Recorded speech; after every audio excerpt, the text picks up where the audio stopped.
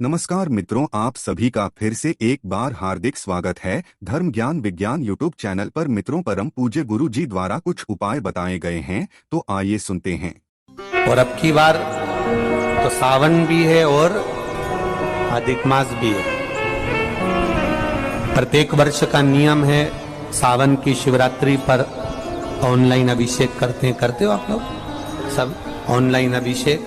अब की बार 2 अभिषेक रहेंगे, एक सावन की शिवरात्रि का रहेगा और एक अधिक मास भी जो 3 साल में पड़ता है उसकी भी शिवरात्रि का रहेगा। 2 अभिषेक ऑनलाइन पड़ जाएंगे अब की बार, एक सावन की शिवरात्रि का और एक अधिक मास की शिवरात्रि का। क्योंकि अधिक मास की शिवरात्रि का एक बहुत अच्छा नियम है, अगर बना सको तो करिएगा। अधिक मास में जो शिवरात्रि आए, प्रयास करना, अगर छोटी सी भी गुमठी लेकर बैठे हो, ठेला लगा रहे हो, व्यापार नहीं चल रहा, धन की कमी हो, पैसा नहीं हो, बहुत हताश हो गए हो, टेंशन में जिंदगी जी रहे हो, तो अधिक मास की शिवरात्रि मत छोड़ना।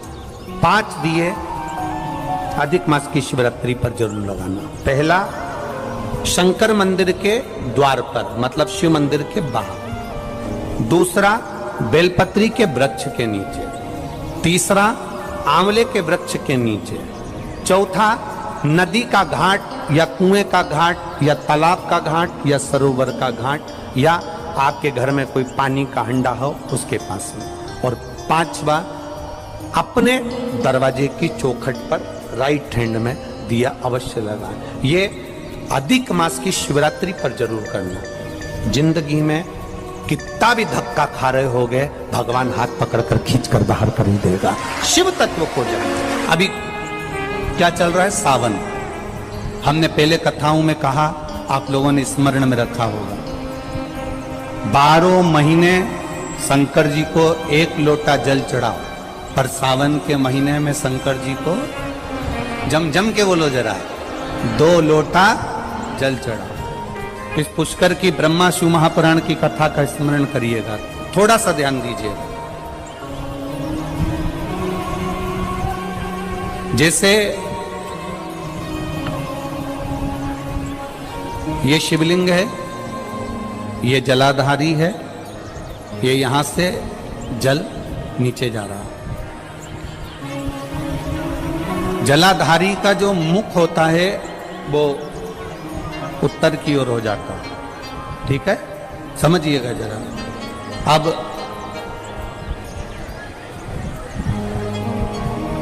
अगर मान लो लड़का 35 साल का हो गया, 36 साल का हो गया, बेटी की शादी नहीं हो रही, 35 साल हो गए, 36 साल हो गए, 40 साल हो गए, देवर देव की शादी नहीं हो रही है, किसी की शादी नहीं हो रही है, तो उसको समझना है, सावन के महीने में आप जो 2 लोटा जल लेकर जा रहे हो, उस जल को जहां जलाधारी से पानी बाहर बह रहा है, जहां जलाधारी से, जैसे ये शिवलिंग है, ये गोल जलाधारी, यहां से पानी बह रहा है, तो जल चढ़ाते समय जब आप जल को समर्पित करेंगे दोनों लोटे से, तो धार यहां से लगाते हुए धार को आपको इस शिवलिंग पर पूर्ण समर्पित करना है। कहां से चालू करेंगे? ये जलाधारी जो बनी हुई है अशोक सुंदरी का स्थान। किसके स्थान से? अशोक सुंदरी के स्थान से। अगर लड़के की शादी, लड़की की शादी ना हो रही हो, 35 साल, 40 साल, 42 साल के हो गए, विवाह का कोई योग ही नहीं बन रहा, 28 साल, 30 साल हो गए, बहुत प्रयास कर लिया, तो एक सावन के महीने का नियम, 2 लोटे जल लेकर देवाधिदेव महादेव के सामने जाइए। यहां अशोक सुंदरी वाली जगह से दोनों धार एक साथ चढ़ाना प्रारंभ करिए और करते करते वो धार शंकर भगवान के शिवलिंग पर ले जाकर छोड़ दीजिए।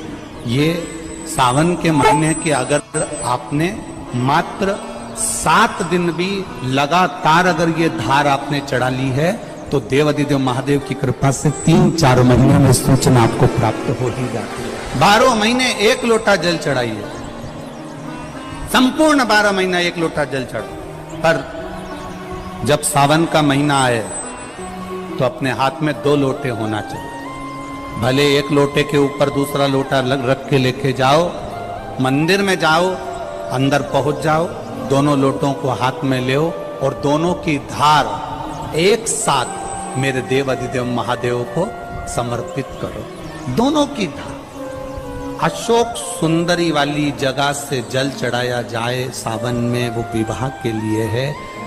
लग रहा है कोई बीमारी अपने शरीर में आने वाली है, डॉक्टर को दिखाने जाऊंगी, कोई तकलीफ बड़ी आने वाली है, कोई बड़ा रोग इस शरीर में ना आए, तो श्रावण के महीने में 3 जगह पर बेलपत्र, एक अशोक सुंदरी वाली जगह पर जिसकी डंडी का मुख जहां से पानी बहता है वहां रहे, बहुत ध्यान से सुनना। दूसरी बेलपत्र माता पार्वती जी का हस्त कमल जो जलाधारी है वहां, उसका डंडी का मुख अपनी ओर हो। तीसरी बेलपत्र शिवलिंग के ऊपर जिसका डंडी का मुख तुम जहां बैठे हो उससे ठीक विपरीत हो। अगर आप यहां बैठे हो तो डंडी का मुख उधर हो, आप यहां बैठे हो तो डंडी का मुख उधर हो, अपने विपरीत में डंडी का मुख हो।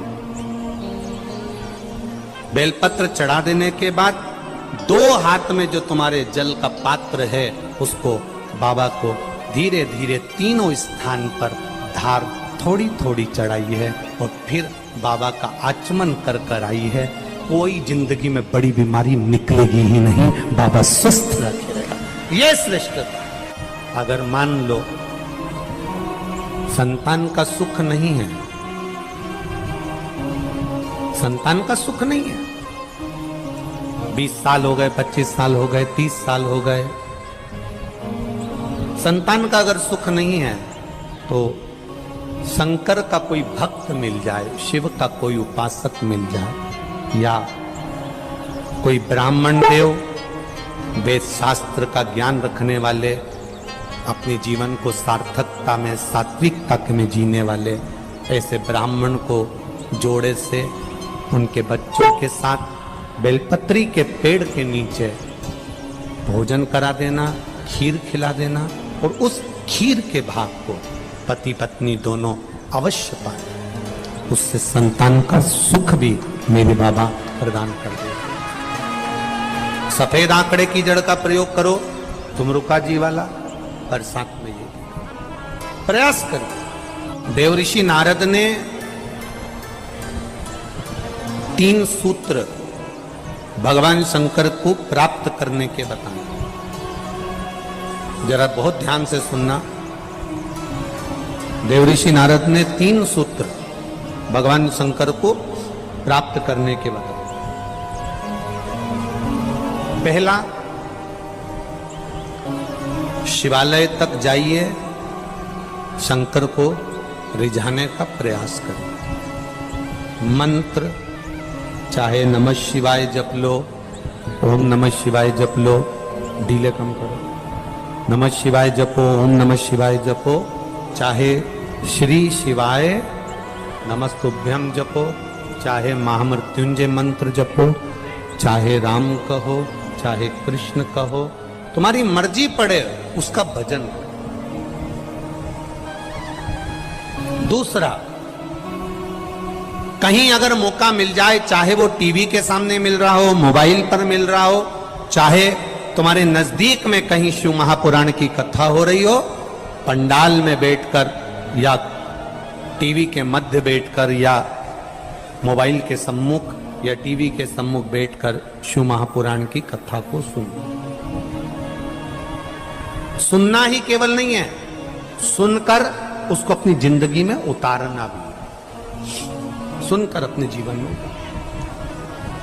और तीसरा, अगर बन सके कहीं शंकर भगवान की कथा चल रही हो, शिव महापुराण की कथा हो रही हो, और जो शिव गण आए हो, कथा सुनने के लिए जो शिव भक्त आए हो, कथा श्रवण करने के लिए जो शंकर के गण आए हो, शिव भक्त आए हो, उनको बन सके तो कुछ या पानी पिलाकर, शरबत पिलाकर, भोजन कराकर मुख उनका झूठा अवश्य कराएं, उससे हमारे यहाँ की बरकत कभी समाप्त नहीं हो।